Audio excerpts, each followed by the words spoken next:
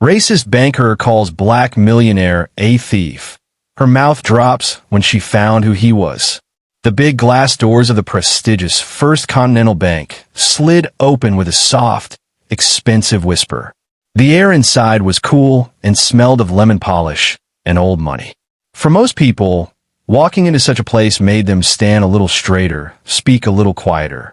But for Michael, it was just another day. He walked in casually, his worn-in sneakers making no sound on the gleaming marble floor. He was dressed in simple, comfortable clothes, a plain gray t-shirt, dark jeans, and a cap pulled low over his eyes. He didn't look like the other people in the bank. The men were in sharp suits, the women in elegant dresses. They glanced at him, their eyes quickly looking him up and down before turning away, a slight frown on their faces. They saw the clothes, not the man.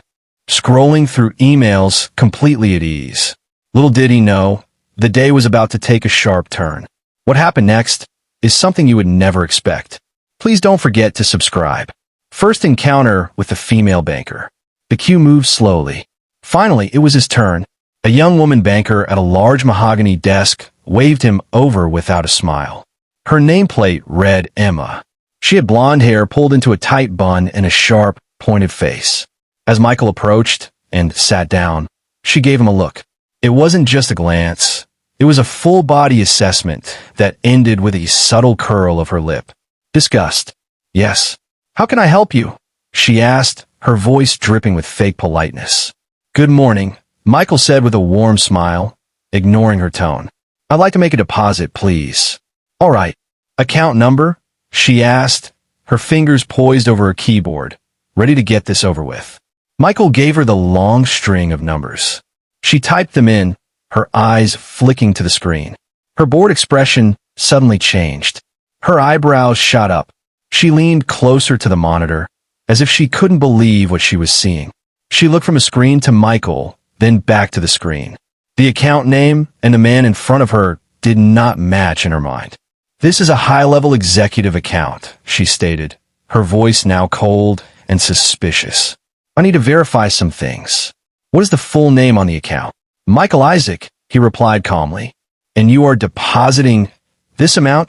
She pointed at the check he had slid towards her. It was a cashier's check for $3 million. That's correct, Michael said. And this money, it belongs to you? She asked, her eyes narrowing. Michael's smile faded slightly. Yes, it's my money. Emma let out a short, humorless laugh. Right. Look, let's not waste time. Who is your boss? I need to speak to the actual owner of these funds. I can't process this for a messenger. Michael took a deep breath, trying to keep his cool. He had faced this before, but rarely so bluntly. There is no boss. I am the boss. The money is from my company. It's our monthly revenue. It's mine to deposit. Hey, before we get to the shocking part, don't forget this is Black Nation, a community where we share stories that uplift, inform, and sometimes shock us.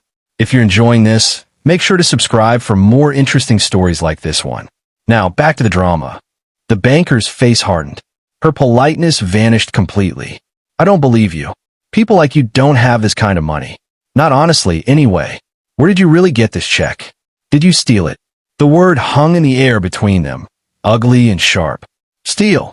Michael felt a hot flush of anger rise up his neck. Excuse me? How dare you? I'm not a thief. That money is earned. Earned how? She shot back, her voice rising, attracting the attention of a few people nearby. By washing cars? By playing basketball? Be serious. This is a serious bank for serious people. Now, tell me the truth, or I will have you arrested for fraud. Michael's hands clenched into fists on his lap. He spoke slowly, each word measured. I own a tech company. It's a technological manufacturing company. You might have heard of it. We develop security software. This is our monthly profit. Now, I would like to speak to your manager. Immediately. The mention of the manager made her panic for a second, but then she doubled down. My manager does not have time to deal with thieves. I am not letting you bother him. I am handling this. I suggest you leave before I call security and have you thrown out for attempted fraud. By now, their raised voices had drawn a small crowd. Other customers were staring, whispering behind their hands. Michael felt a wave of humiliation and fury. He was a respected man, a manufacturer, an employer of hundreds of people, and here he was being treated like a common criminal in a place where he had employed for years. Just as he was about to stand up and demand the manager again, a new voice joined the fray. "Is there a problem here, Emma?" A young man in a very expensive, perfectly tailored suit walked up to the desk. He looked like he had just stepped out of a magazine ad. He glanced at Michael with obvious distaste before turning a charming smile on Emma. Emma immediately switched on the waterworks, her voice becoming shaky and scared. "Oh, Mr. Pendleton, thank goodness. This man is trying to deposit a stolen check for a huge amount of money. I questioned him, and he became aggressive. He's claiming it's his, but look at him. I was just about to call security." The young man, Mr. Pendleton, puffed out his chest, happy to play the hero. He turned to Michael, looking down his nose at him. "Is that so? How pathetic. Trying to steal from hardworking people? You should be ashamed of yourself. Emma is right. You don't belong here. You belong in a jail cell. People like you are a blight on this city." His words were like punches. Michael was now being attacked from both sides. The well-dressed banker and the well-dressed customer, both united against him because of his skin and his clothes. Their insults washed over him, and for a moment, he felt overwhelmed. His voice felt small against their privileged certainty. "You have no idea what you're talking about," Michael said, his voice tight with controlled rage. "This is my money. I built my company from the ground up." "A likely story," Pendleton sneered. "Probably stole the idea too." The situation seemed hopeless. Emma reached for the phone to call security, a triumphant gleam in her eye. But what happened next was a twist that left everyone in the bank speechless. If you're enjoying the story and want more satisfying stories like this, then please don't forget to hit subscribe. It helps us a whole lot. Thanks. Now back to the drama. A voice from afar spoke. "What is the meaning of this commotion?" A deep, authoritative voice boomed across the now silent bank lobby. Everyone froze. A tall, older man with silver hair and a commanding presence emerged from a corner office. His nameplate on the door read Donald Shaw, branch manager. He had an air of someone who had run this bank for decades. Emma immediately pointed at Michael, her fingers shaking. "Mr. Shaw, this man is causing a disturbance. He's trying to commit fraud. I was just dealing with it." Donald Shaw's stern eyes followed her pointing finger. They landed on Michael. And then, something amazing happened. The stern, angry expression on the manager's face melted away. It was replaced by a look of shock, then pure delight. "Michael? Michael Isaac, is that you?" Donald boomed, a huge smile breaking out on his face. He strode forward, completely ignoring the stunned Emma and the gaping Mr. Pendleton. He grabbed Michael's hand and shook it vigorously, then pulled him into a warm, back-slapping hug.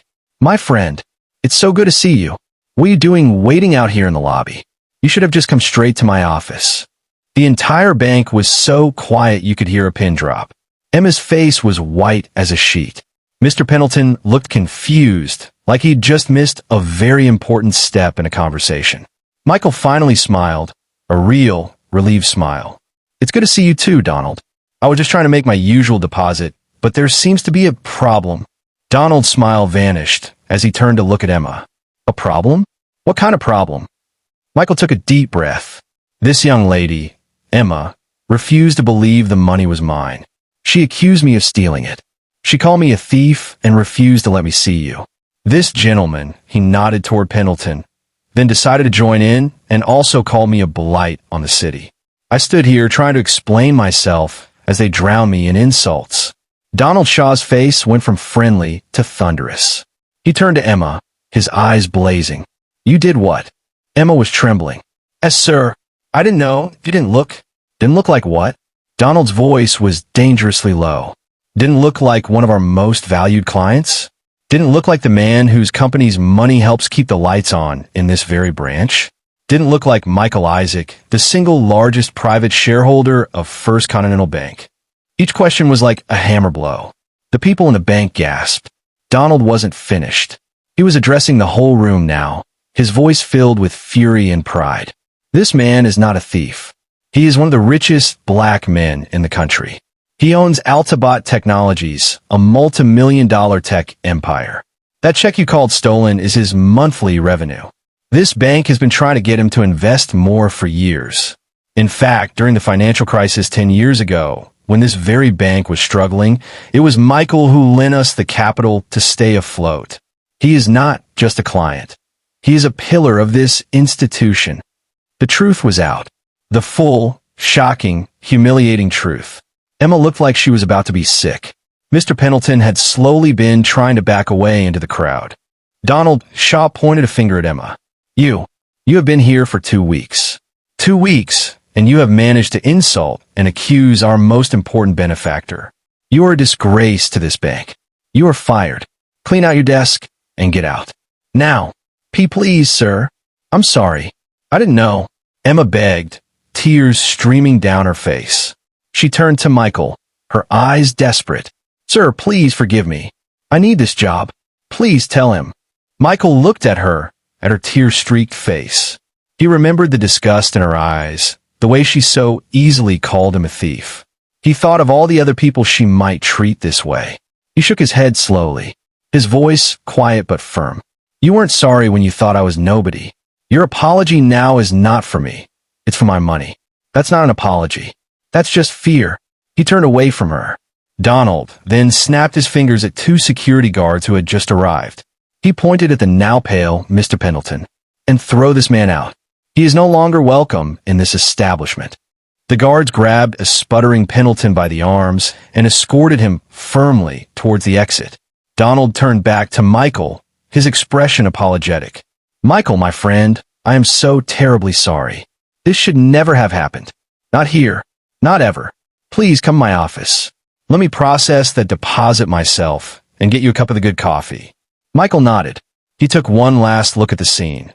The fired banker sobbing at her desk, the arrogant customer being thrown out, the crowd of people looking at him with a new, awed respect. He didn't feel happy. He felt tired. Tired of having to prove he belonged, even in a place that literally owed him its survival. But he also felt a sense of justice. He walked with Donald towards the plush office, not as a man in a t-shirt and jeans, but as Michael Isaac, a king in his own castle, finally recognized. He had won the battle, but as he walked away from the humiliation of others, he knew the war against prejudice was far from over. This is Black Nation. We are not just a channel, but a family, a community. This is where we share heart-touching stories of struggle, triumph, and truth, because our voice is our strength. Stories like Michael's remind us of the challenges we face and the dignity with which we overcome them. If this story resonated with you, please subscribe for more. Together, we are stronger.